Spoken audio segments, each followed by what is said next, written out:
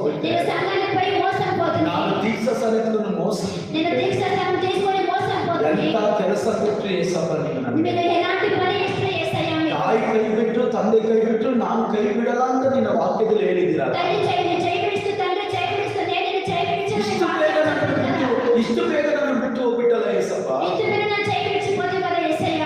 ಸ್ವಲ್ಪ ಹೊತ್ತು ಬಿಟ್ಟು కొంచెం విడిచి ಮಗನೇ కొడుకా ಮಗನೇ కొడుకా ಹೋಗಿ ಅವನಿಗೆ ಏಸಪ್ಪ ನೀವು ಇಲ್ಲೇ ಇದ್ದೀರಾ? యేసయ్య మీరు ఇక్కడే ఉంటారా?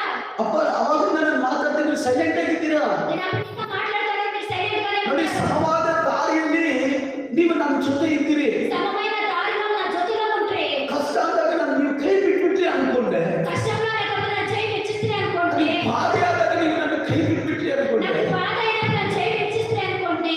ಯೇಸು ಸ್ವಾಮಿ ಹೇಳಿದ್ರು, యేసు స్వామి చెప్పారు ಆ 2 ಹಚ್ಚೆಗಳು